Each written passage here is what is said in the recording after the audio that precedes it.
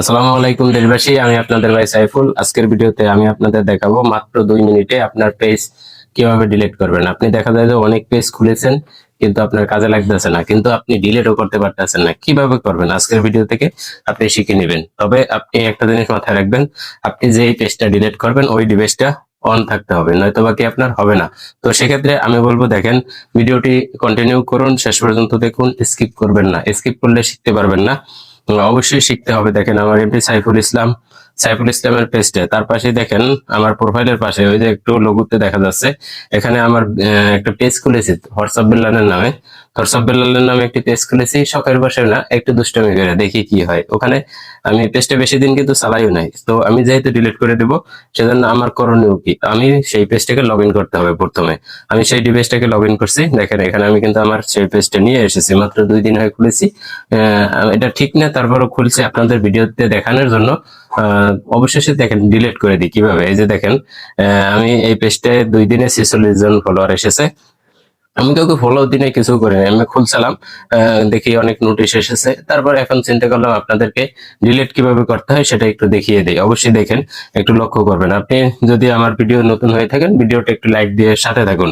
অবশ্যই দেখুন, একটু লক্ষ্য করে আমি আপনাদেরকে দেখাচ্ছি কিভাবে আপনার পেজটাকে ডিলিট করবেন। এই যে 3 ডট আছে, এই 3 ডটে চাপ দিবেন। 3 ডটে চাপ দিলে দেখবেন যে একটা অপশন চলে আসবে। একটু অপেক্ষা করুন এবং ভিডিওটি কন্টিনিউ করুন। স্কিপ করবেন না, স্কিপ করলে কিন্তু শিখতে পারবেন না। আবার বলতেছি, স্কিপ করবেন না। দেখেন, 3 ডটে চাপ দেওয়ার পরে এখানে কিন্তু আমি যে পেজটা ডিলিট করব ওইটার সেটিংসে যেতে হবে, নয়তো বাকি অন্য একটা সেটিংসে যাই গেলে কিন্তু হবে না।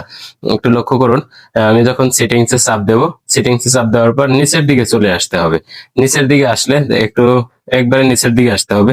একবারে নিচের দিকে একটু আসুন, দেখেন access and content, access and control, control, এখানে আপনি একটু লক্ষ্য করেন অ্যাক্সেস এন্ড কন্ট্রোল। এই যে আমি বৃত্ত করে আপনাদের দেখাচ্ছি, ব্র্যাকেটের ভিতরে যে দেখা যাচ্ছে, এখানে টাচ করুন। এখানে টাচ করলে দেখুন 3টা অপশন চলে এসেছে। এই 3টা অপশনে আপনি কোনটা সিলেক্ট করবেন? অবশ্যই আপনি নিচেরটা সিলেক্ট করবেন। তারপর আপনাদের বোঝানোর জন্য আমি বলতেছি, আমি যেহেতু এটা পাবলিক করা আছে সেজন্য উপরেরটা সিলেক্ট করা আছে। একবারে নিচে দেখেন, একটু লক্ষ্য করুন, ডিলিট পেজ, মানে আমি কিভাবে পেজটা ডিলিটও করতে পারি বা আনপাবলিশ করে রাখতে পারি। জনগণের কাছে যাবে না, আমার কাছেই থাকবে, ডিলিট করতে না হয়।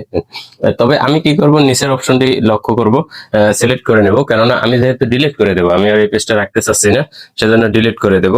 তো সেক্ষেত্রে আমার করণীয় হচ্ছে, আমি ডিলিটে কন্টিনিউ করব। কন্টিনিউ করার পর এখানে কিন্তু অনেকটি অপশন আসছে, যে আমি কি কারণে ডিলিট করব। আমার কোনো কিছু দেখানোর দরকার নাই, আমি সরাসরি ডিলিট করে দেব। কিন্তু এখানে আরেকটি অপশন চলে আসছে, কিন্তু দেখেন যে এখানে আপনি আরেকটি অপশন আসছে, যে আপনি যে আপনার পেজের যে ইনফরমেশন গুলো আছে ওইগুলো কিন্তু ডাউনলোড করে রাখতে পারেন। যেহেতু আমার প্রয়োজন নেই, আমি কন্টিনিউতে দিয়ে দিলাম, আমার আর প্রয়োজন নাই। দেখেন, একটু লক্ষ্য করেন, আমি এখানে আমি যে আমার যে প্রয়োজনীয় জিনিসপত্র ওইগুলো কিন্তু আমি রাখবো না। না রাখার কারণে আমি ডিলিট করে দেব।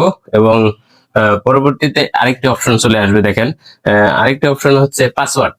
বিশেষ করে আপনার পাসওয়ার্ডটি আমি বলবো ভাই একটু গোপনীয়তা রাখবেন। পাসওয়ার্ডটি কন্টিনিউ করবেন না কারোর সাথে।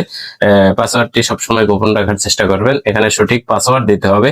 পাসওয়ার্ড না দিতে পারলে কিন্তু আপনার পেজ ডিলিট হবে না।